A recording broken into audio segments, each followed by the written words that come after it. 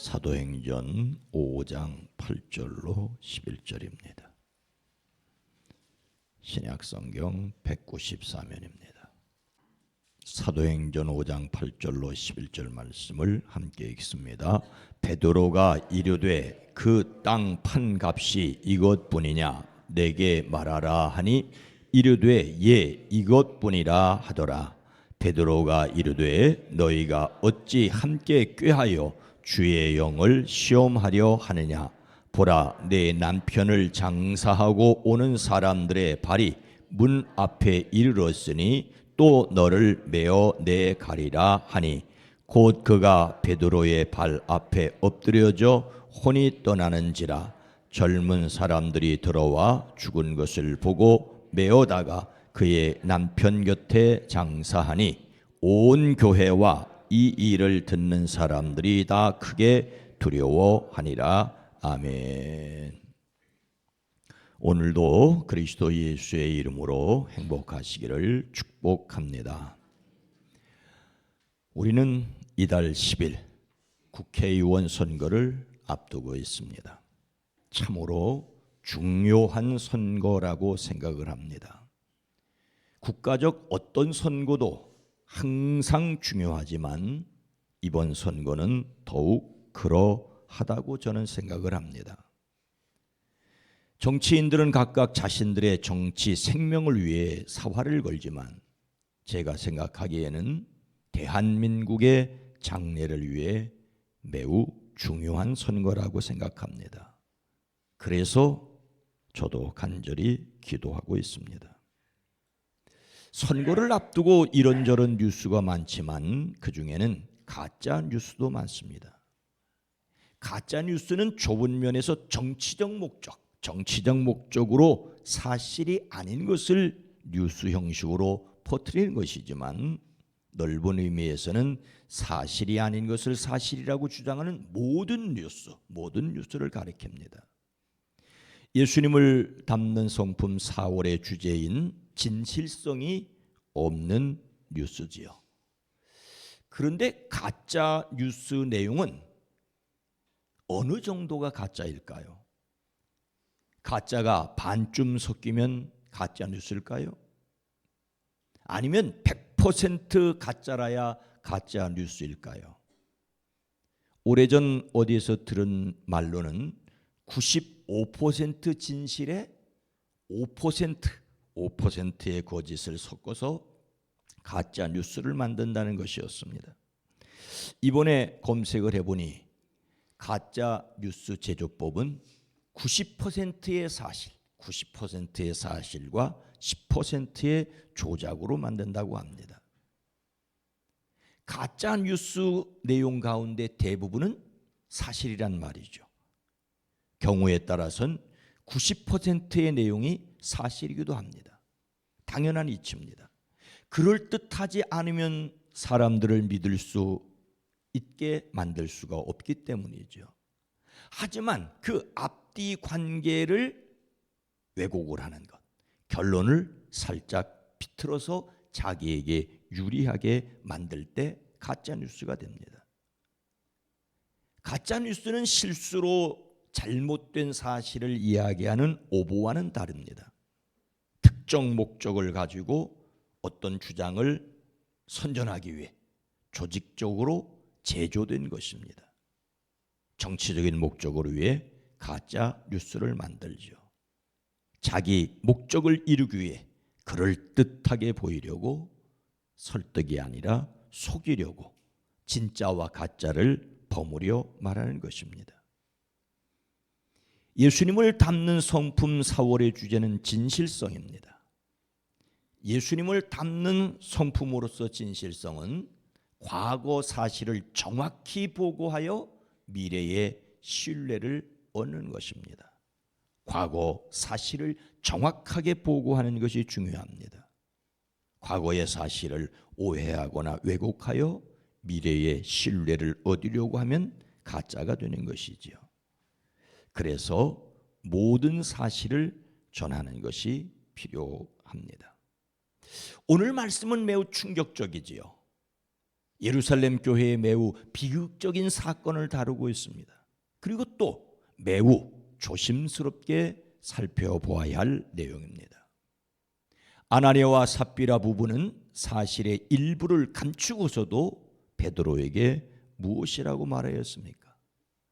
베드로가 이르되 그 땅 판값이 이것뿐이냐 내게 말하라 하니 이르되 예 이것뿐이라 하더라.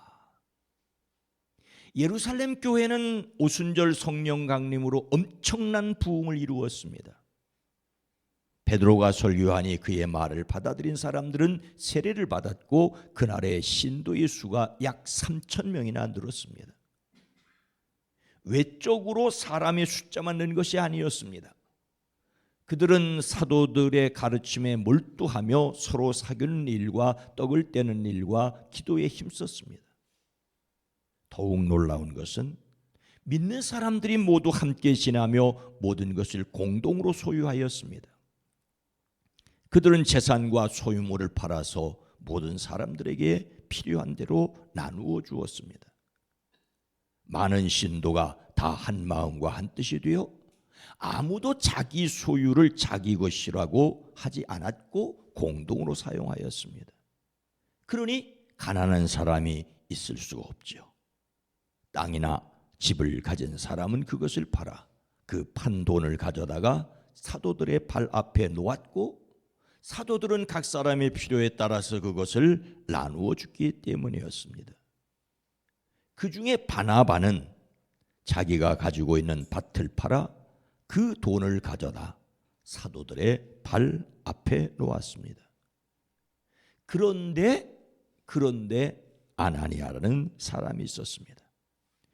우리말 성경에는 생략되어 있지만 헬라어 성경 5장을 시작하면서 그런데라는 말로 번역해야 할 말이 생략되어 있습니다. 그러나 더욱이 이런 뜻이지요. 우리 말투는 그러나 그리고 그런데 이런 말을 넣으면 깔끔하지 않아서 뜻을 어그러지게 하지 않으면 생략하는 경우가 있습니다. 하지만 내용을 분명히 알기 위해서는 앞뒤 관계의 인과관계를 설명하기 위해서는 밝혀야 하지요. 바나바가 밭을 팔아들이자 그런데 아나니아도 밭을 팔아들이기로 하였습니다. 아나니아가 바나바의 영향을 받았다는 것이죠. 바나바는 순수하게 드리는데 아나니아는 그렇지 않았다는 것을 드러냅니다. 바나바가 밭을 팔아서 드리자 아나니아도 그의 아내 삽비라와 함께 소유를 팔았는데 그 값 얼마를 따로 떼어놓고 난 나머지를 가져다가 사도들의 발 앞에 놓았습니다. 그의 아내도 이것을 알고 있었습니다. 그들이 일부를 떼어 놓은 이유가 무엇인지 성경은 기록하고 있지 않습니다. 일부를 떼어 놓았다 해도 훌륭한 일을 하였습니다. 베드로가 이렇게 말하죠. 아나니아는 들으시오. 어찌하여 그대의 마음이 사탄에게 홀려서 그대가 성령을 속이고 땅값에 얼마를 몰래 떼어놓았소? 그 땅은 팔기 전에도 그대의 것이 아니었소. 또 팔린 뒤에도 그대 마음대로 할 수 있었던 것이 아니오? 그런데 어찌하여 이런 일을 할 마음을 먹었소? 그대는 사람을 속인 것이 아니라 하나님을 속인 것이요. 베드로의 말을 통하여 알 수 있는 것은 아나니아의 밭은 팔기 전에도 그의 것이었고 판 후에도 그가 마음대로 처리할 수 있는 재산이었습니다.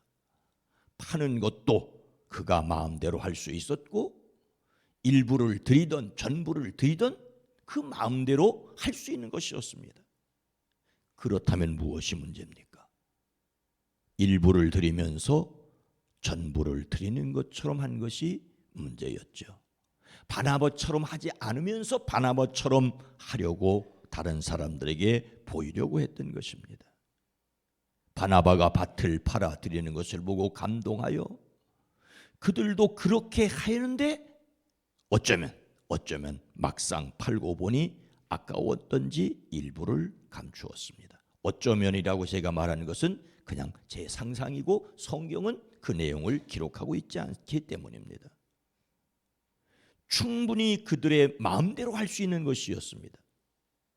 누구도 억지로 밭을 팔아드리라고 강요하지 않았습니다. 그런데 전부 드리는 것처럼 하여 하나님과 사람을 속이려고 하였다는 것이 문제였습니다. 아나니아와 삽비라 부부가 사실 일부를 감춘 것은 얼마나 큰 죄악으로 다루고 있다고 생각을 합니까? 10절 말씀입니다. 곧 그가 베드로의 발 앞에서 엎드려져 혼이 떠나는지라 젊은 사람들이 들어와 죽은 것을 보고 메어다가 그의 남편 곁에 장사하니. 베드로의 말에 아나니아는 그 자리에서 쓰러져 숨졌습니다. 젊은 사람들이 일어나 그 시체를 싸서 메고 나가 장사를 지냈습니다. 여기서 장사 지내다는 말은 우리식으로 매장하거나 화장하였다는 말이 아니지요. 당일에 시신을 치우는 관습에 따라서 해가 져 날이 바뀌기 전에 동굴 묘지 같은 것으로 옮긴 것입니다. 지금도 이슬람권 중동 지역에서는 그날 해가 지기 전에 시신을 처리를 했습니다. 3시간쯤 지나서 아나니아의 아내가 그동안 일어난 일을 알지 못하고 들어왔습니다. 베드로가 묻지요. 그대들이 판 땅값이 이것뿐이요? 어서 말해보시오. 예, 그것뿐입니다. 왜 그대들 내외는 서로 공모해서 주님의 영을 시험하려고 하였소? 보시오, 그대의 남편을 묻은 사람들의 발이 막 문에 다다랐으니 그들이 또 그대를 메고 나갈 것이요. 그러자 그 여자는 그 자리에서 베드로의 발 앞에 쓰러져 숨졌습니다. 젊은이들이 들어와 그 여자가 죽은 것을 보고 메어다가 그 남편 곁에 묻었습니다. 묻었다는 말은 옆에 두었다는 말이죠. 온 교회가 이 사건을 들은 사람들은 모두 크게 두려워하였습니다. 이 사건은 우리를 매우 당혹스럽게 할 수 있습니다. 땅을 팔아 일부라도 드린 것은 잘한 일이라면서 일부를 감추었다고 같은 날 부부가 이런 끔찍한 일을 당해야 하느냐라는 것이죠. 이것은 사울 왕에게 아말렉을 진멸하라는 명령처럼 끔찍하기조차 합니다. 하지만 일부를 순종하고 전부를 순종한 것처럼 한 것이 사울 왕의 죄였고 아나니아와 삽비라의 잘못이었습니다. 이렇게 예루살렘 교회의 유무상통 공동체는 그 이후 기록에서 사라지게 됩니다. 마음에 욕심이 있는 한 공산주의는 불가능하다고 저는 생각을 합니다. 오늘 말씀을 마음에 새기고 하나님과 사람 앞에서 진실하게 말하기 위해 우리 자신이 실천해야 할 것은 무엇이겠습니까? 오늘날 이런 일이 있다면 어떻겠습니까? 어떤 분은 이런 일이 없기 때문에 교인들의 신앙이 식었다고 말합니다. 그러나 곧바로 직방 이런 심판이 있다면 단언하건대 저는 살아남지 못했습니다. 여러분은 어떤지 모르겠습니다. 분명한 것은 사울 왕의 불순종을 경고로 기억해야 하는 것처럼 아나니아와 삽비라에게 일어난 일도 분명한 경고로 기억해야 한다는 것입니다. 그리고 소자에게 냉수 한 그릇 접대한 것까지 그 상을 계산하는 하나님 앞에서 모든 것은 분명하고 명명백백하게 드러날 것입니다. 그래서 잘못한 것은 주님 앞에 내어놓고 성령의 인도함을 받아야 할 것입니다. 믿음의 사람으로서 하나님 앞에서 오늘 하루도 진실할 수 있기를 소망하고 소망합니다. 거룩하신 하나님, 자비로우신 주여, 오늘날은 그런 일이 없다고 지나가도 좋은 것이 아니라 우리 안에 계신 성령의 인도하심을 깨달아 알게 하옵소서. 양심의 화인 맞은 시대를 살아가며 하나님을 위해서라고 말하지만 나를 위해서 말하고 교회를 위해서라고 말하지만 욕심을 위해서 말하고 행동하는 것은 아닙니까? 성령 하나님, 우리를 도와주시옵소서. 거룩하신 하나님의 영이 우리 속에서 깨우치실 때 깨닫고 돌이키며 주님을 위해 나갈 수 있게 하옵소서.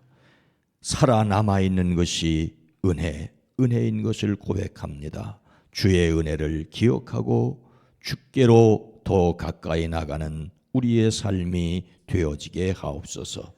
오늘 하루도 살아낸 성도들의 가정, 일터, 사업장 지켜주시옵소서. 주여 기도합니다.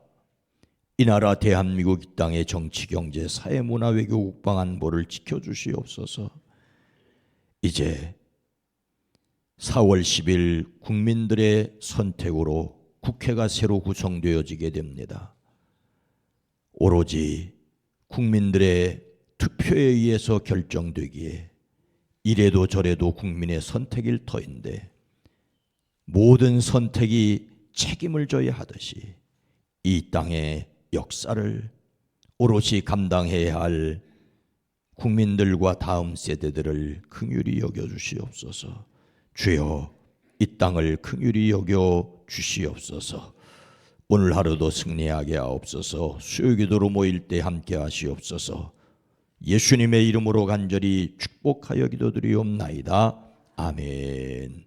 오늘 말씀을 보며 성경 말씀의 경고를 기억하게 하옵소서. 성령의 도우심으로 진실한 교회, 심판하시는 하나님을 하나님께 정직할 수 있는 사람들이 되기를 위해서 기도합니다.